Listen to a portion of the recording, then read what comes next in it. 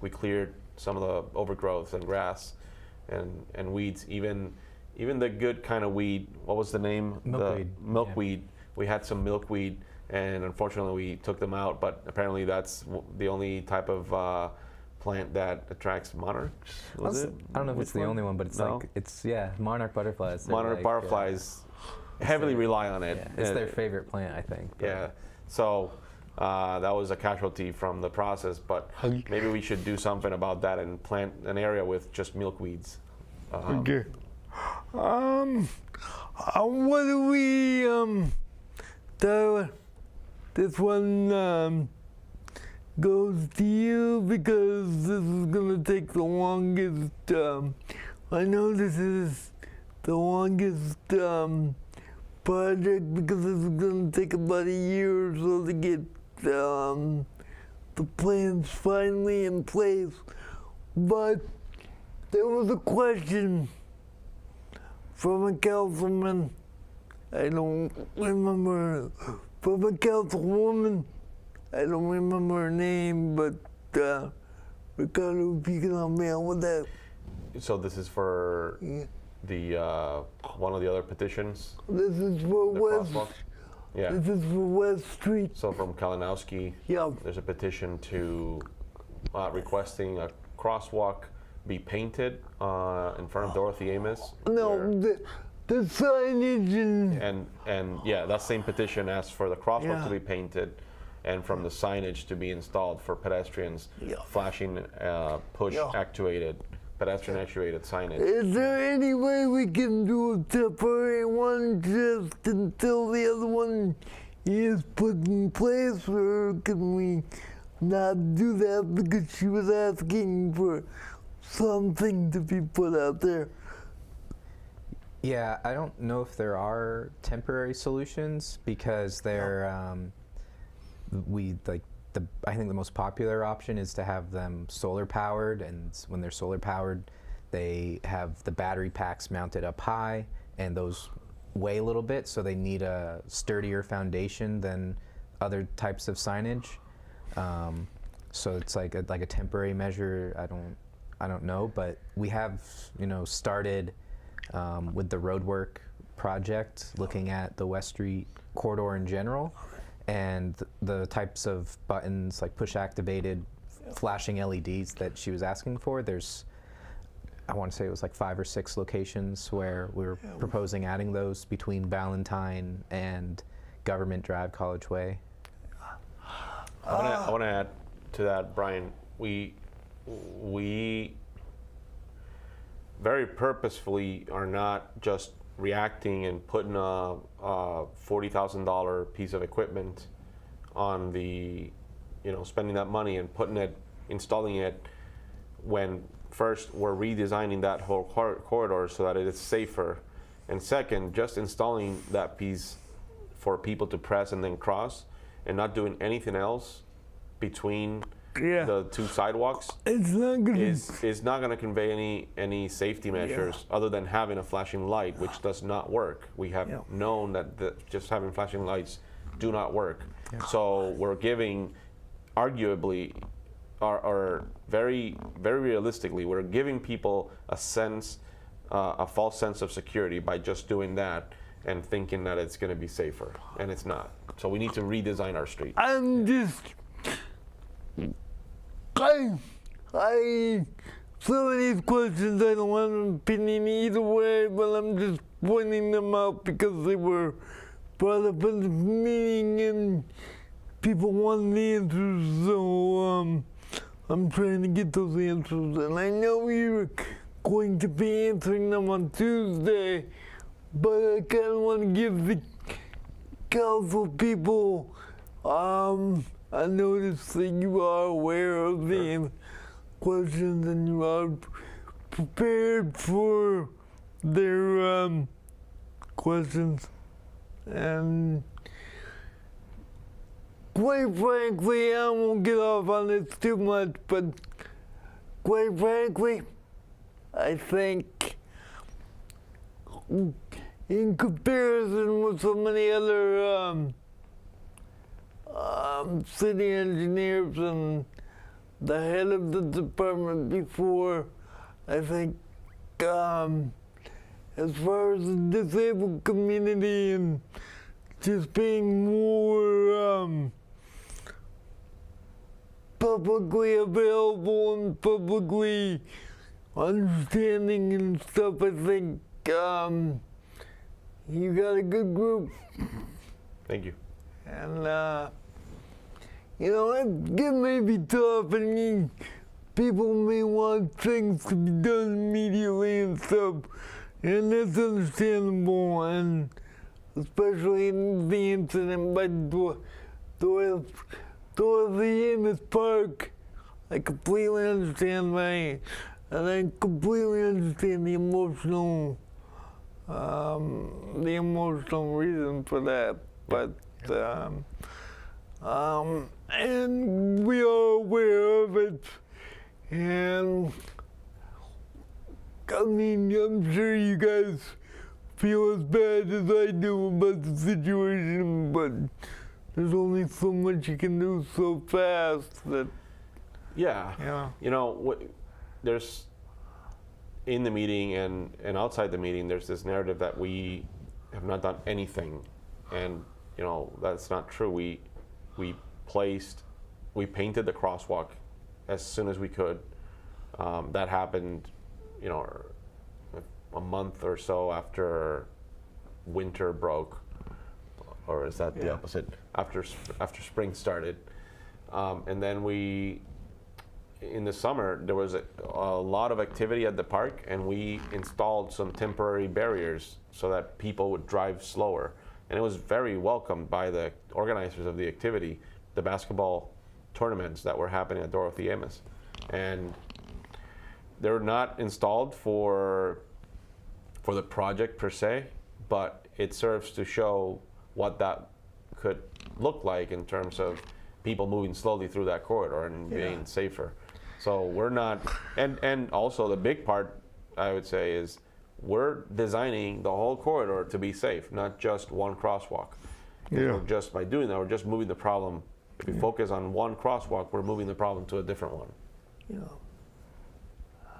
And one thing I did want to bring up that I didn't bring up on the list is this is always a complaint, and I know you and I've talked about this before, Ricardo, and you can chime in on this too, Tyler, is they always say you guys come up with one answer, and that answer is contractors. All the time, you guys blame it on the contractors. And, well, one thing I would say to that is, yes, Ricardo is one of, Ricardo's in charge, but if you guys speaking as the councilman and stuff like that have a problem with the contractor, you know what to do. So I definitely see how when we bring up issues that pertain with the work we do with contractors, it can seem as giving excuses or shifting the blame. But you know, there are real problems that occur in normal situations when we do work. And the fact that that work is being done by a contractor is irrelevant to that issue. And there's, on top of that, problems that can happen with specific contractors. And you realize, and I know you'll be willing to say this publicly, you understand that as far as the road work, Ricardo, the buck stops with you. Yeah, absolutely. So that's why this morning I was talking with our roadwork contractor to understand what their delays are, for example. And it's because I care. We need to get going with our project. But I also understand, I come from the construction industry, and I understand that there's real delays in place, especially this year with how wet it has been, starting with the last week of June. We have had multiple rain delays. We have had, on top of that, the plant that we rely on heavily around Berkshire County for asphalt has been shut down at least 3 times. Whenever there's the ability for it to be open because of weather, good weather, it's shut down because of certain normal issues. It happens. And then on top of that, something I wasn't really aware of, it was communicated to us that even, it makes sense when you think about it, but when a plant, after a rain event, an asphalt plant has to operate under lower efficiency because of the issues that come with high moisture in the aggregates in this case, right? For a plant, they can produce less asphalt than normal, and so that impacts further not only the weather day, the rain day, but also the day that is good is impacted by the rain day the day before, and all of these things add up. And on top of that, we have the same contractors working in Pittsfield, they're working in Lee, Lenox, Great Barrington, North, Dalton, Lanesboro. They're all working in the same area, so we're fighting schedule-wise. It's I'm not giving excuses, it's just a reality, and we have to work with that. And when someone asks about why things are not done, and I provide an answer, sometimes it is seen as an excuse, but I cannot paint that in any other way. It's the reason. I think it's important to remember too that it's just not done yet. Like the money's been put to it, the contract's signed, so it'll get done. We're just getting done slower, which it doesn't mean it's going to be more expensive. It doesn't. There's a contract and they need to do, and they'll be paid when they do the work. And one of the other things that I want to bring up too is the fact that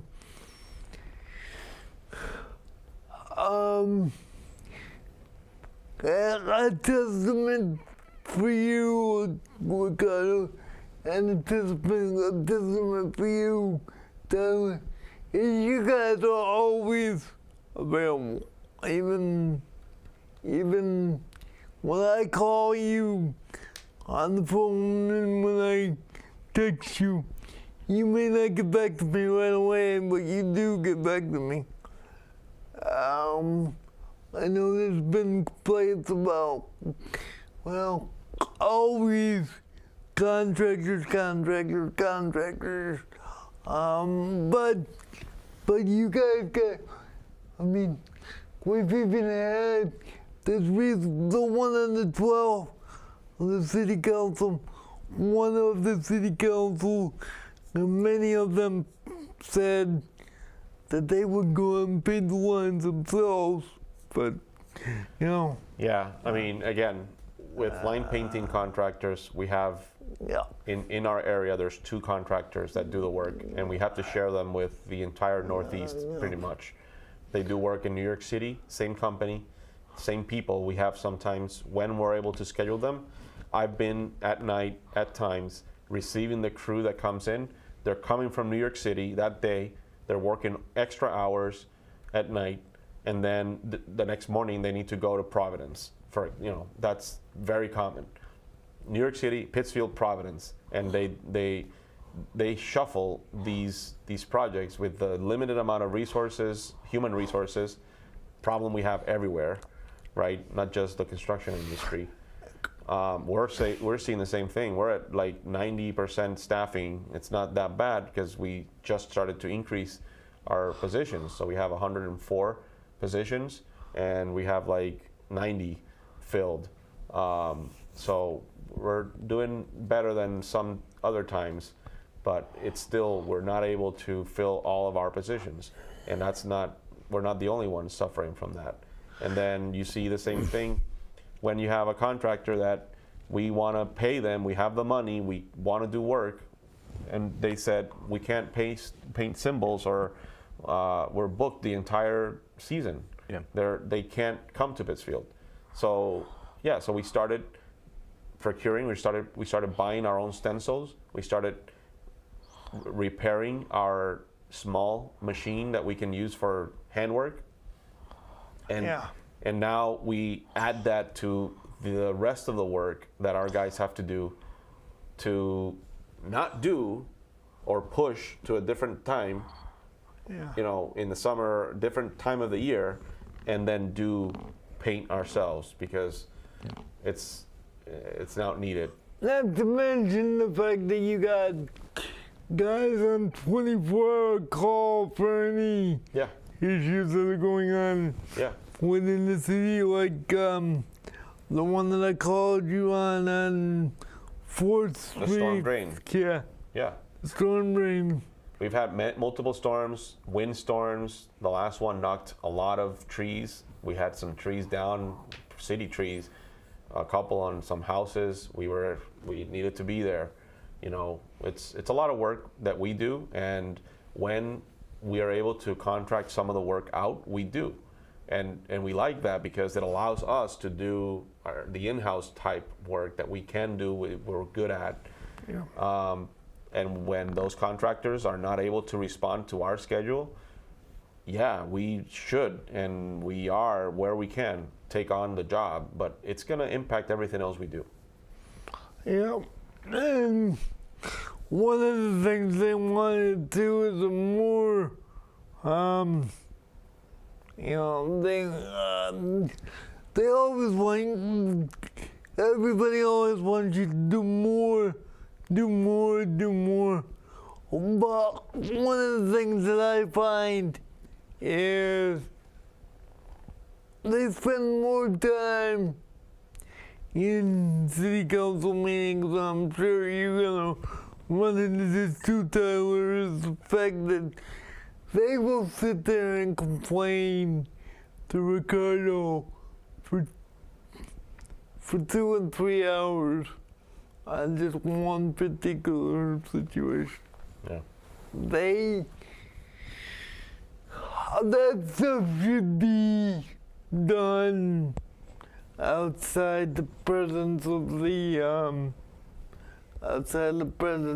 public. That should be done in committee meetings or on the phone or through texts. And I'm not the only one that Ricardo or that gets hold of Ricardo on the phone and emails him, and you know. I've even called you on a Sunday afternoon. I try, and Tyler does the same. We try to respond to everything that comes our way. Sometimes it takes a little longer than others, but we try to stay on track, keep everything on track. I was gonna say earlier when you were talking about it's always easy to get a hold of us, and like I feel like every time I go back to my desk, I see there's another like 2 or 3 missed calls or something, and it's like so far behind on a lot of those, but eventually they get a hold of me. What I mean is, you guys gotta, meaning the public, you guys gotta understand these guys are extremely busy. They know what needs to be done. They are doing the best they can. I think if the council wants to, they can come out and go to the job and look at the job and see what they're actually doing out there when they're out there working, because then some of these complaints would actually stop if you actually saw what they were actually, what they are actually doing out there is more than just sitting there twiddling their thumbs. And that's, if you only had a day like that. We have the Citizens Academy next. We're doing next Thursday. There's the Citizens Academy. That's Thursday night. those have always been good. We've done them, I think, 3 or 4 years now. Or this is the What fourth is year. that? It's a program by the mayor's office, or Catherine Van Bremer started this program, and gets 25 citizens, like a class of 25 individuals in Pittsfield, and they go through each department to learn about the department and how they work, how things run, how the challenges and opportunities for improvement and all that. So if people want to know about it, they need to go to one of those. I mean, Yeah, they need to sign up, and you get like selected as a student for it, and it lasts like two and a half months. Yeah. And you go through each department. Yeah, it's a great way to learn how city government works. yeah.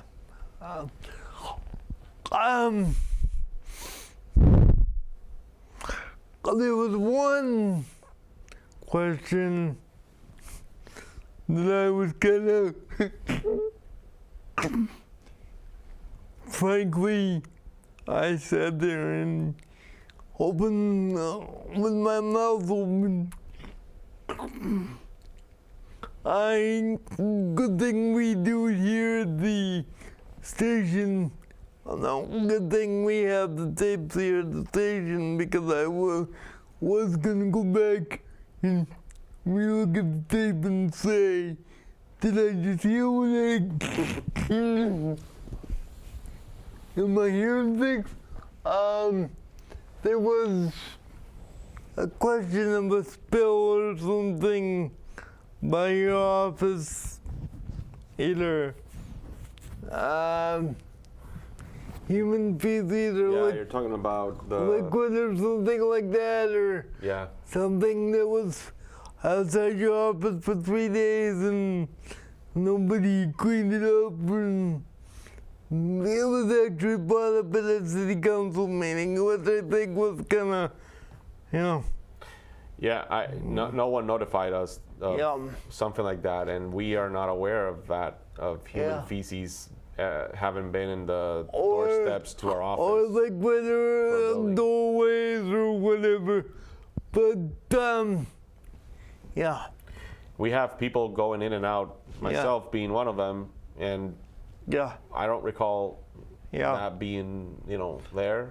No. If it happened, I don't know. Yeah. We did see some. Yeah. Yeah. We were talking like it might have been like a milkshake or latte or something that got like Yeah. spilt on the ground. It was Yeah. brown and liquidy looking, and so it didn't look. There was a cup and everything. Yeah, it didn't look great, but Yeah. I can see why it would have been mistaken for that. But It might be that. Yeah. Yeah. but that's just yeah. So I'm just saying, we are aware of it, and the reason people may say, why are you bringing this up on a disability show? And that is because being disabled doesn't mean we're not part of the community.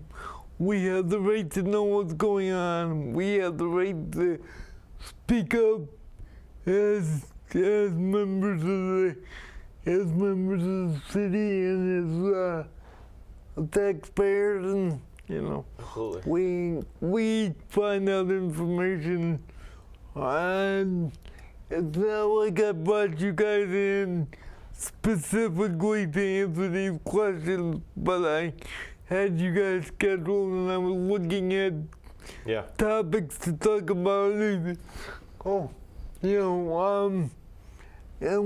one of the things that, if you guys have a problem, reach out multiple times. I'm sure you get multiple calls a day. We like we have the PitSmart app, and Yeah. we use it. Yeah. Having an item in there does not mean it's going to get done immediately, No. but it is going to be part of our work, prioritized work. Yeah. So it is important to have it there. So what do you what's your understanding specifically on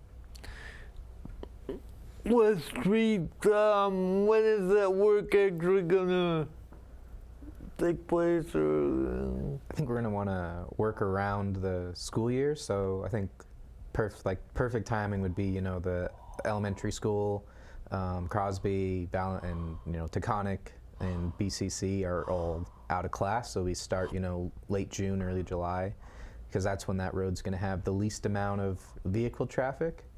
So it should have the least, you know, impact to, you know, people coming and going through the city that way. And yes, we want to make this city attractive to businesses. We want to make this city attractive to businesses. We want to make this city attractive to people coming in. But we also want to maintain safety of children and stuff like that. So when people see things that are messed up on their street, like weeds and stuff, prioritize that when you want that done, because what would you rather have done, sidewalks or weeds on the school? Yeah. I mean, you know, a lot of people need to just have patience and wait. I mean, you know, I admit that it is a city council job to focus on the focus on what the city needs and what the citizens want. But, and I'm gonna go there, I do not think there's a need for, as Peter Marchetti said, personally, I don't think there's a need for an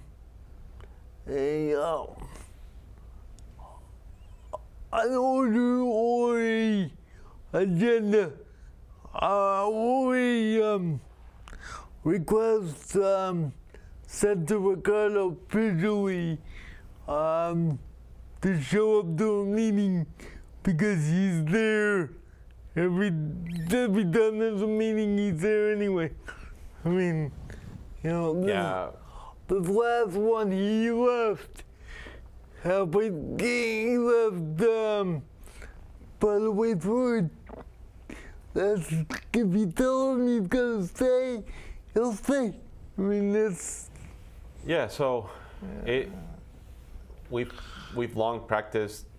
I'm sorry to put you in the spot like that. I think it's important to clarify that. Yeah. I was there. I was not thinking about staying for the discussion of the new items for that meeting. I had multiple items, you know, there before that were returns and things that we submitted. Yeah. And we have practiced that for several years. We don't stay to discuss something that just came up in that agenda as a new item. The only times we have stayed is when a petition is submitted with more than a week in advance, and we have time to review it and come up with, you know, an analysis of the question or petition, and we know what to respond with. Or so, of everything that was in there that was discussed, it was new items. There was one that was submitted, the earliest, or the one with more time, was still 6 days. And so I didn't think much of it. I just said, well, it'll be submitted to me, and I'll come up with in the next meeting and have a response. And that's what I'm doing. Yeah, but I mean, you know, I don't think there's a reason for the petition. Thank you for the petition for Ricardo to show up in the meeting. I mean, they were talking about doing that, but I mean, you know, I don't know if they actually did it, but they were talking about it at the 12th meeting, because, you know, it's like, but one thing that I do want to talk about before we forget it Yes, and thank you for reminding me about it. There is a petition. Of course, it happened right after they did we did the Tyler Street, but the roundabouts, they want to take those. I mean, the council's recommending that we take those out. Yeah, so petition says no more roundabouts. Okay. That's it. It's signed by about 90 people. A fraction of them provided an address.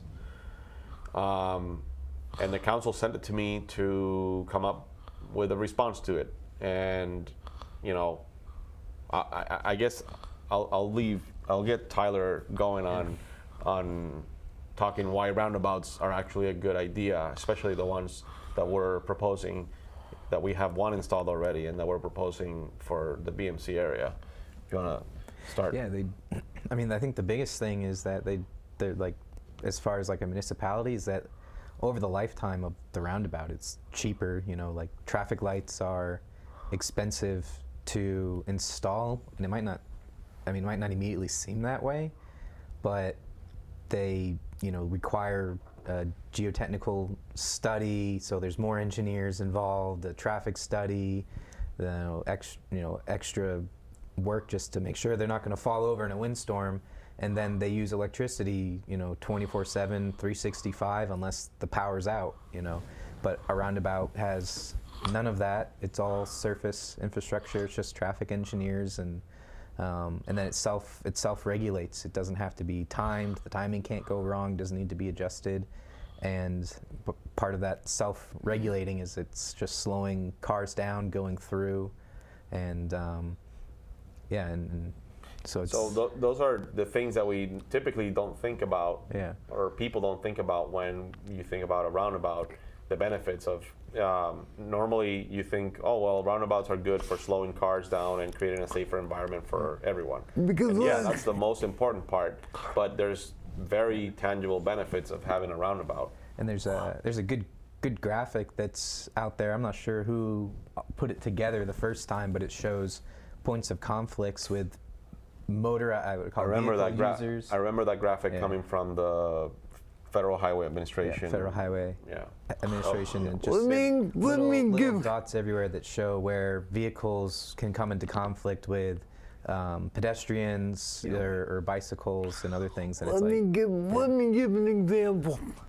At the start of a roundabout, if I notice somebody's halfway through the roundabout, I'm gonna stop and let them go through until that roundabout's cleared, and so I won't go through. I mean, to give me time to look and see if I can make it through before they get here. But without the without the roundabout, there'd be a lot more accidents. Definitely. So those conflict points are reduced by about 70% when compared to a one-lane roundabout that we have, and when you have a two-lane intersection with four, we're talking about four legs. The roundabout on Tyler Street, the roundabout that we're planning for BMC, all of them, they have 5 legs. So the reduction in conflict points is more drastic. And then, you have, it's a system, it's a yield system. If you're in the roundabout, you have the right of way. If you're entering the roundabout, you have to yield to someone in the roundabout. And when it's your chance, you go in. Everyone's moving at slow speeds, 20 to 25 miles an hour. And you cross the roundabout as a pedestrian. It is kind of long versus, a crosswalk on a signalized intersection. But you don't even have to stop, because everyone's moving so slow. They see you, they stop. You can continue walking or on a wheelchair, and you can get across to where you were going and you don't even realize that you just crossed this major intersection that used to be dangerous to cross. Yeah. Yeah. One of the things that I'd like to say is, and this is reflective on, I think you are the first, Ricardo at the time, I think you were the first engineer, and that was actually the first time we actually did it, but the first engineer that actually showed up himself and went on the walk with me when we did the walk. I mean, you have shown the most, and quite frankly, it's because you live here. You're a part of this community here, you know. I mean, you're interested in what goes on around here. Tyler, you're the same way. You're around this area all the time. You live here, so of course you're gonna care about what goes on, you know. People are gonna argue with you until you're blue in the face, but you know, it's not about.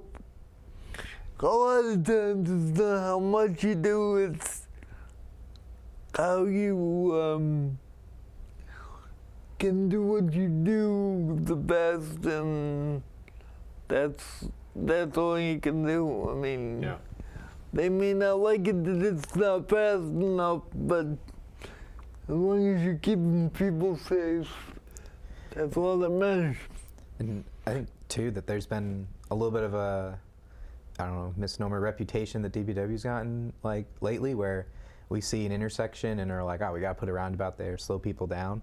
But you know, just as sort of to contrast that, we did public meetings to talk about West Street and where West and West are, and we specifically showed like a really rough concept of what a roundabout might look like there, and then went through reasons why we didn't like it. You know, it's not sort of the catch-all solution and something that we're trying to put everywhere. You know, there's a time and a place for it as well. So. Yeah.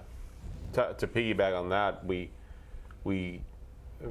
about a year ago we finished a study with the design for the East Street between Elm and Lyman, and even there, the intersection of East, 4th, and Elm, we evaluated what's going to fit here better, you know, in terms of the amount of space needed and the service for the users of that intersection. And we evaluated a roundabout and a signalized intersection.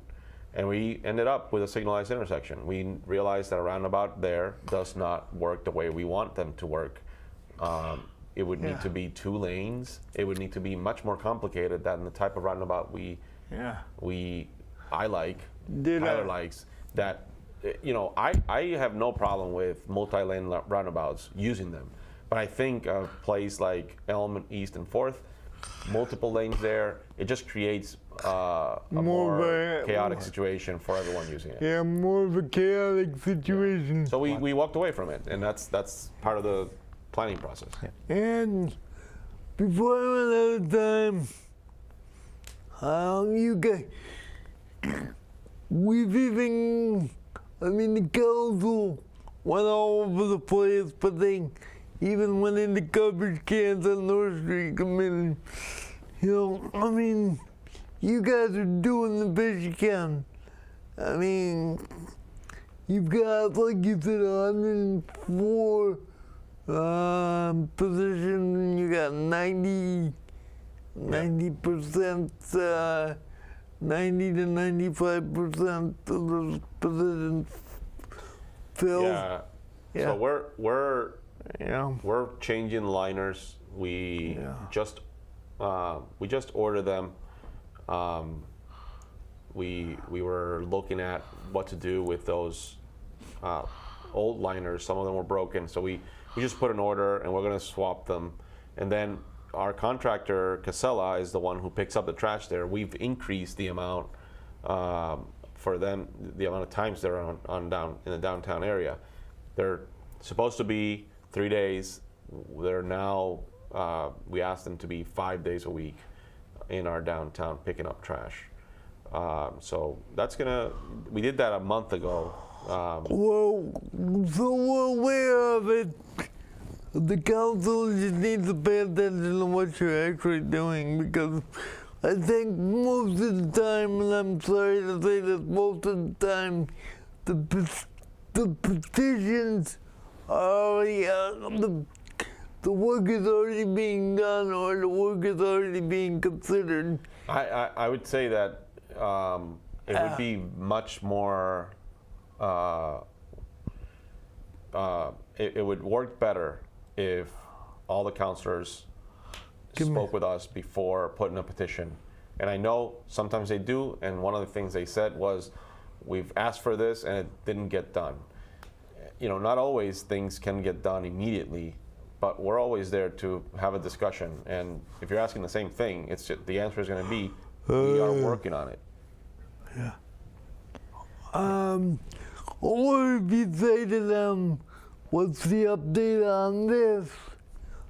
On Then you, no, I mean, if you ask a certain situation, if you say, what's the update on the particular thing or whatever, then you'll get an update. But if you keep asking the same question, you're gonna get, oh, I'm working on that, or oh, a contractor is being procured or something like that. I think that's part of the problem. People need to say, where are we on this? What can we do to help? I mean, instead of saying, we're trying to be very transparent. Transparent, but what I was looking for was to say is we've increased our exposure to and communications with the public. We've been conducting community meetings. We've been conducting. What do you think you're doing right now? Yeah, I mean, we've been doing this more often. Yeah. At least once a month. I'm on the air doing something. Tomorrow morning we'll be back at morning drive. And you know, I speak in different shows, and then we started the newsletter. I don't know if you were able to see that. The newsletter for our department. It's going to be monthly. We're going to have a discussion with folks at the senior center, at the Froyo Senior Center on what is that, October 2nd, I believe, Monday, October 2nd. Okay. Every month we're going to have a discussion at the senior center, talking with people about what we're doing, about updates about our projects, about a certain topic, about roundabouts, why they work, and why they don't. Which roundabouts don't work. We're actively trying to be out there to let people understand, and also in the process educate people about what we do, how we do it, and why we do what we do. And I'm sure Pittsburgh Community Television will be at just about, except for the private ones, they'll be out at every public one they can. Yeah. So people need to just be patient and wait and see what we come up with. Yeah. See what they come up with. I will commit, and Ricardo can attest to this. I am on Ricardo's, I'm on Ricardo's call list. Yeah. And he's on mine, at least. Yeah. Once, I mean, you've been on what?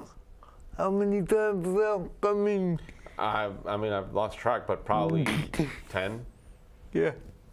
I mean, and you're more than welcome to come back again. Yeah. You know, I mean, we may schedule something, and because of scheduling with you or weather-wise or something like that, where you need it is more important. But I think one thing I can do is, if you feel comfortable, Tyler, I'm more than willing to do a show once a month or every other month with either you or Ricardo, just to come up with ideas where we are, where we're going.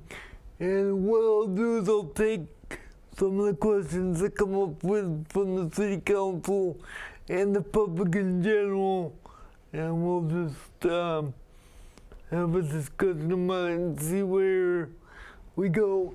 And as far as talking about the disabilities, remember, folks, this show is also to show that we are disabled.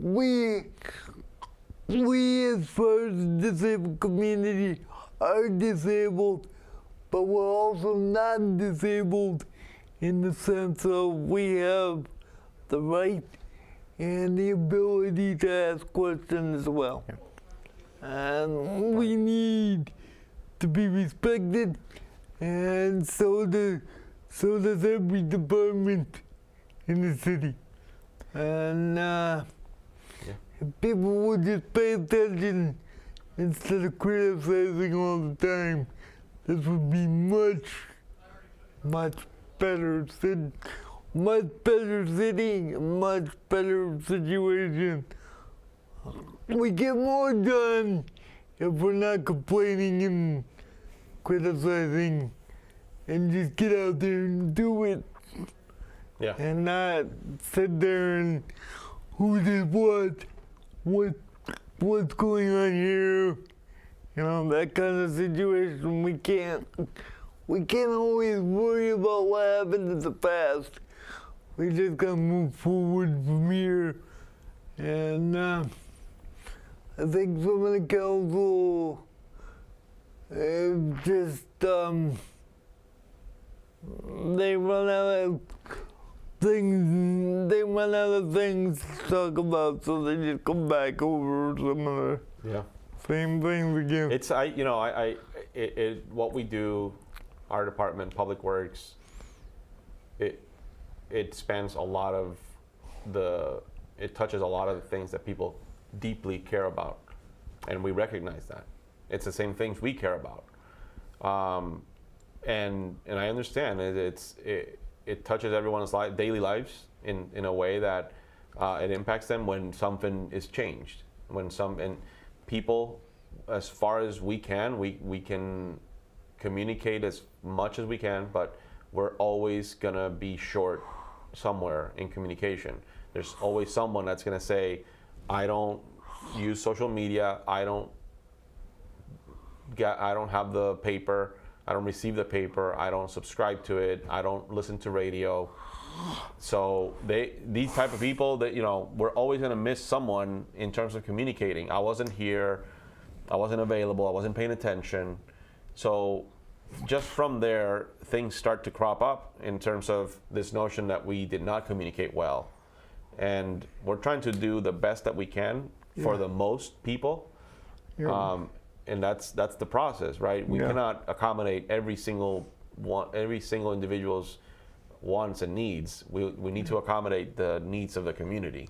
And I will commit, and I've always made this commitment, but I will make it again publicly. Any city department or any city situation that you're dealing with, let me know and I will discuss it on the show, or have the people on the show that can discuss it. And I know we don't have a lot of time left because we've been talking about this, but obviously we have the winter coming up, so we're getting prepared for that. A lot of these plans that we're talking about today will be weather dependent. So we're having our first internal, kicking off the winter season internally with our highway traffic folks tomorrow. And after that, we're going to set up our effort to obtain all the contractors that we need on our side. to help plow the 32 routes or sectors. Um, And I'll just add too that we are, from last winter's recommendation, the issues that the things we learned from the issues we had, we've implemented already quite a few, and we're working to get the rest of the recommendations we arrived at implemented for this winter season. We have tanks, we have new trucks, we have the liquid on the tanks, and we have started changing to a different material for treating to be in par with other communities and with the state. And we've, bashed a little bit on city council, but that's, all because of their, support and everything and putting money to it. So, Yeah. The city council came up with the support for acquiring these expensive pieces of equipment, and thankfully we had that support, and we are now able to be more nimble and ready for the changing conditions. I will let you know, I am a disabled person, and I think one of the things you guys need to work on real quick is just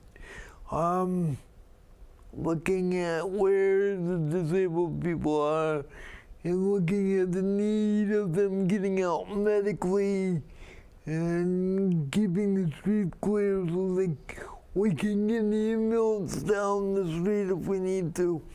So I know of another case on Orchard Street that's the same way. So that's all, because a lot of times people say it snows, they're not gonna get to us for 2 and 3 hours, and that's frustrating too. But when you get 12 inches of snow, that takes a little bit of time to get through. So. No, I think I mentioned this we try to be as quick as we can. Yeah. But when we are getting, it's all about the rate, the snowfall rate. We were able to cover the entire city once, every single spot in the city, about every hour. So if we have more than, say, 1.5 to 2 inches of snow per hour, that means that by the time we're done with one spot and are about to come back, there's already another inch on that spot. So it is critical that we keep up with the rate, but we're gonna get there. Yeah. I wasn't saying that to criticize you, but I was just saying I think it's valid. Yeah. medically is more, and whether your street's done so you can get out of your house is important, but the medical areas are more important too as well. Yeah. The whole thing is important. Listen, Ricardo, and I know you guys will commit to coming back, and I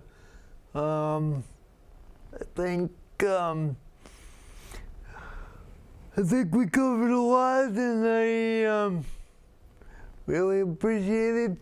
And one thing that I would like to say before I close is any city councilman or the mayor, or the soon-to-be mayor, or the mayor now, if any council has a problem, reach out to the people that you have a problem with, and don't take up the entire meeting to air out your differences or your misunderstandings of the situation. Make sure you know what you're talking about before you go out publicly with it. That would be good. Even quite frankly, stuff in front of the DPW office. Clarify and answer the phone when Ricardo calls you to find out what's going on. Too, that would help. But thank you guys for being so transparent, and we'll have to do this again. Thank you. Yeah, Thank you for having us. And you will be on morning drive in the morning. Yeah, we both will. Alright, and this has been Brian Fitzpatrick with Wheeling the Pathway of Life. If you have any questions, get hold of me at Wheeling the Pathways at gmail.com, and drop me any messages or any questions for Ricardo or any department head, and I will come back with the answers even when they're not here. In the middle of winter, if you need a street done that's not being done, put it on FitSmart Yeah. on the website in Pittsfield, or and we'll see you all next week. Thank you. You can